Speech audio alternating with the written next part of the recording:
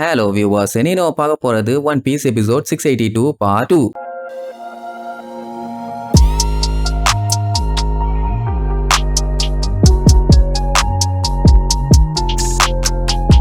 Open பண்ணா அந்த டோஃப்ளமிங்கோட ஆளுங்க நம்ம ஃபேக்டரியை போய் ப்ரொடெக்ட் பண்ண வேண்டாமா, அவங்க வந்துட போறாங்க அப்படி இப்படின்னு பதட்டத்தோட கேட்பானுங்க. ஆனா அவனுக்கு கான்பிடென்ட் என்னன்னா அந்த மொத்த ஃபேக்டரியுமே சீ பிரிசம் ஸ்டோனால உருவாக்கி இருக்கான். அதனால யாராலையுமே டோரை ஓபன் பண்ணிட்டு எல்லாம் உள்ள போக முடியாது. அப்படி போகணும்னா கீ என்கிட்ட தான் இருக்குது, வாங்கிட்டு போட்டும் அப்படின்ட்டு கீயை கீழே போட்டுருவான். அவனுக்கு அந்த அளவுக்கு கான்பிடென்ட் அவனை எதுவும் பண்ண முடியாதுன்னு அந்த லாவோஜி ட்ரபோல புடிச்சு வண்டையா திட்டுவான். பின்ன ஒரு சின்ன பொண்ணை கூட ப்ரொடெக்ட் பண்ண முடியல, அவங்க எல்லாம் வரும்போது என்னடா கிண்டிட்டு இருந்தேன்னு வண்டையா திட்டுவான். அவன் கடுப்பாயிட்டே லூஸ் மெண்டல் மாங்கா, முதல்ல அவ சின்ன பொண்ணே இல்லடா லூசு பயல, பட் இருந்தாலும் அவளை ஒழுங்கா பாத்துக்காம விட்டது தப்புதான்னு டோஃப்ளமிங்கோ கிட்ட மன்னிப்பு கேட்பான். ஆக்சுவலா எல்லாமே நல்லபடியா தான் போயிட்டு இருந்துச்சு. கடைசியில சுகர் அந்த மாதிரி பண்ணுவான்னு அவன் எக்ஸ்பெக்ட் பண்ணவே இல்லை. அதை விட இவங்க எல்லாத்துக்கும் ட்விஸ்டா இருக்குது அந்த உசோப்பு பண்ண வேலை தான். சரி, இப்ப இவன் கோட்டை விட்டான்னா அந்த ஃபிளேம் ஃப்ரூட்டை கோட்டை விட்டது யாரு? டியமண்டே தானே. நீயா விட்டான்னு அவன்கிட்ட கேட்டா அவன் நான் எக்ஸ்பெக்ட் பண்ணவே இல்லை, ரெவல்யூஷனரி ஆர்மியோட நம்பர் 2 அங்க வந்திருந்தான், அவங்க கூட சண்டை போட்டு ஜெயிக்கவே முடியல, அந்த அளவுக்கு பயங்கரமா சண்டை போட்டான்னு மாத்தி மாத்தி ஆளுக்கு காரணம் சொன்ன உடனே லாவோஜி கடுப்பாயிருவான். என்னடா என்ன கதை சொல்லிட்டு இருக்கீங்களா,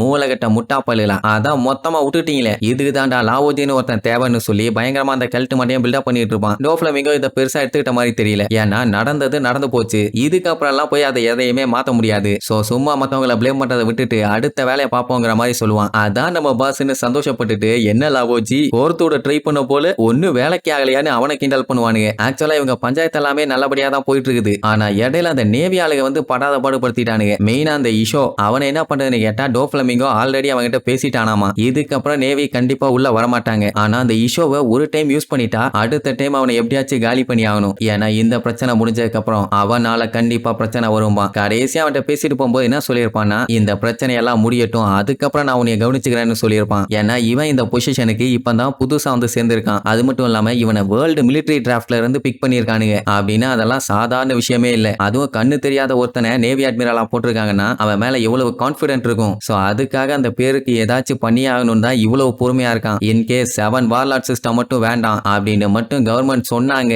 மகனே நீ உன் குலதெய்வத்தை வேண்டிக்க, ஏன்னா அதுக்கப்புறம் நீ இந்த மண்ணுக்கு மேல இருக்கவே மாட்டேன்பா. சோ இதுல இருந்தே நல்லா தெரியுது ஏதாச்சும் ஒரு சின்ன கேப் கிடைச்சாலும் அவன் வச்சு செஞ்சிருவான்னு. சோ அவனை உயிரோட வைக்கிறதுல எந்த ஒரு அட்வான்டேஜும் இல்ல, இவங்களுக்கு பிரச்சனை தான் வரும். அதனால அவனை காலி பண்ணும், பட் அது அவ்வளவு ஈஸி இல்ல. சரி ஓகேன்னு சொல்லிட்டு எல்லாம் ஜாலியா சரக்கு அடிப்பாங்க. அந்த டைம் அவன் ஸ்டிங்க வச்சு போட்டு வச்சிருக்கானே ஒரு பிளாக், அந்த பிளாக்கை தாண்டி வர இலை கூட 2ஆ கிழிஞ்சிருது. அப்படின்னா அவனோட ஸ்டிங் எந்த அளவுக்கு ஷார்ப்பு, மொத்தத்துல யாராலையும் உள்ளேயும் வர முடியாது வெளியேயும் போக முடியாது. இங்க நேவி ஆளுங்க முடிஞ்ச அளவுக்கு கண்ட்ரோல் இல்லாம சண்டை போட்டுட்டு இருக்க ஆளுங்க எல்லாத்தையுமே சங்கிலியை போட்டு லாக் பண்ணிடுவாங்க. மிச்சவங்க எல்லாம் ட்ரஃபல்காராவையும் லூஃபியும் தேடி வேகமா ஓடுவானுங்க. இதெல்லாம் பார்த்துக்கிட்டு இருந்த அந்த டோஃப்ளமிங்கோட ஆளுக்கு ஒரே குழப்பம். மெயின் அந்த சீனியர் பிங்க்கு நிஜமாவே இவனுங்க டோஃப்ளமிங்கோவை இன்னும் வார்லாடா மதிச்சுட்டு தான் இருக்கானுங்களா, இல்ல ஏதாச்சும் டகால்டி வேலை பண்றானுங்களா? ஏன்னா ரொம்ப லீனியன்ட்டா வேலையை பார்க்குற மாதிரி இருக்குது. ஒரு வேலை பேர்டு கேஜை வச்சு மிரட்டி இருப்பான், அதனாலதான் எல்லாம் பயந்துட்டானுங்க போலன்னு டெலிஞ்சர் கிண்டல் பண்ணுவான். இவங்க தேடுறது பிராங்கியை மட்டும்தான். ஏன்னா அவன் அவ்வளோ அடி வாங்கியும் இங்க இருந்து எப்படி தப்பிச்சு வர அளவுக்கு அவன்கிட்ட எனர்ஜி இருந்துச்சுன்னு தான் நம்பவே முடியல. பயங்கரமா பாடியில காயம் பட்டுருந்துச்சு. அப்படி அவன் எங்க தான் போயிருப்பான்? ஒருவேளை டோஃப்ளமிங்கோ அனௌன்ஸ் பண்ணல, அதை பார்த்துட்டு மக்கள் எல்லாரும் சேர்ந்து அவனை தொடப்பக்கட்டையிலே அடிச்சு மட்டப்பட்டாங்களா அப்படின்ட்டு அந்த மக்வைஸ் மக்கு மாதிரியே பேசுவான். சீனியர் பிங்க் தான் கரெக்டா கெஸ் பண்ணுவான் அதுக்கு வாய்ப்பே இல்லைன்னு. ஏன்னா அவன் அந்த அளவுக்கு வீக்கான ஆள் இல்லைன்னு அவனுக்குமே நல்லா தெரியும். அது மட்டும் இல்லாம அவன் தேவையில்லாம சண்டை போறேன்னு அவன் வாயாலேயே சொல்லியிருப்பான். போன டைம் பாதி ஹார்ட் அட்டாக்ல அவனை விட்டுட்டோம், அதனால தான் பையன் பொழைச்சிட்டான். ஆனா நெக்ஸ்ட் டைம் அவனை கண்டிப்பா போட்டு தள்ளிடணும்பா. அப்படியே கட் பண்ணி பிராங்கியை காட்டுறாங்க. தலையில ஒரு முக்காடவனை போட்டுக்கிட்டு ஸ்மைல் ஃபேக்டரியை நோக்கி வேகமா போயிட்டு இருப்பான். இப்ப மட்டும் அவனுக்கு கையில சிக்கனானா போதும், பெரிய கலவரத்தையே உண்டு பண்ணிடுவானுங்க. ஆனா பிராங்கி யாருகளையும் சிக்காம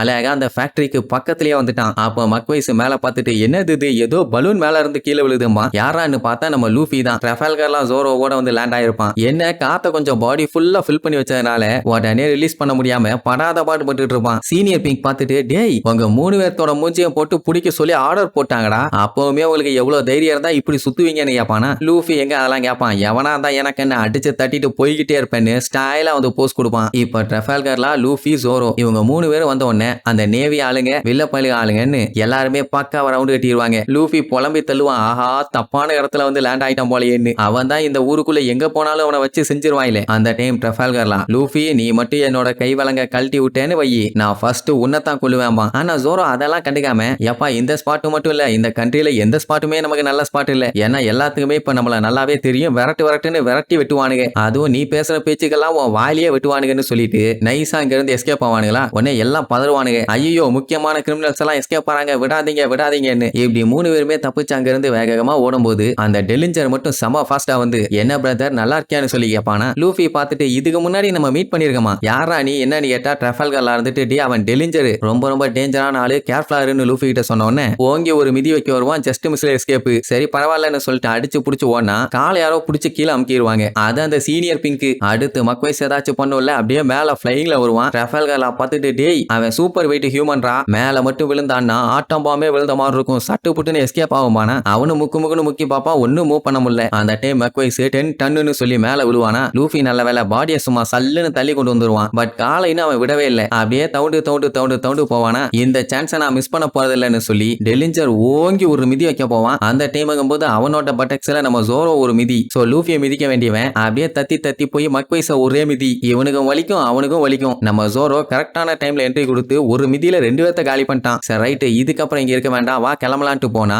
இன்னும் ஒரு பெரிய கூட்டமே வந்து நிக்கும். டேய் உங்க எல்லாத்தையுமே கணக்கு பண்ணி பார்த்தா மொத்தம் 800 மில்லியன் வருது, கண்டிப்பா உங்களை விட மாட்டோம்னு வெறி கொண்டு அட்டாக் பண்ணுவானுங்க. ஆனா நம்மளுக்கு அவனுகிட்ட சிக்காம அடுத்தடுத்து எஸ்கேப் ஆகி போயிட்டே இருப்பாங்க. ஒரு டைம் பைரட்ஸ் வந்தா இன்னொரு டைம் நார்மல் மக்கள் வருவாங்க, அதுக்கப்புறம் பார்த்தா நேவி ஆளுங்க வருவானுங்க. இப்படியே நம்மளுக்கு பாவம் ஓடிட்டே இருக்க வேண்டி இருக்குது. வந்தது சாதாளா இருந்தா பரவாயில்ல, அந்த இஷோங்கிறவனே கிளப்பிட்டு வந்திருப்பான். அவனை பார்த்தோன்னே எல்லாருமே அப்படியே மிரண்டுருவாங்க. லூஃபி இப்ப தான் முதல் டைம் பாக்குறான். ஆமா இவன் அந்த கேம்பிளிங் ஹவுஸ்ல வந்த ஆளாச்சே, இவன் என்ன நேவி அட்மிரலான்னு ஆடி போயிருவான். ஜோரோவுமே இதை சுத்தமா எதிர்பார்க்கவே இல்லை, அப்படியே பயங்கர டெரரா வந்து நிப்பான். அவ்வளவுதான், நெக்ஸ்ட் எபிசோட்ல மீட் பண்ணலாம். டாடா.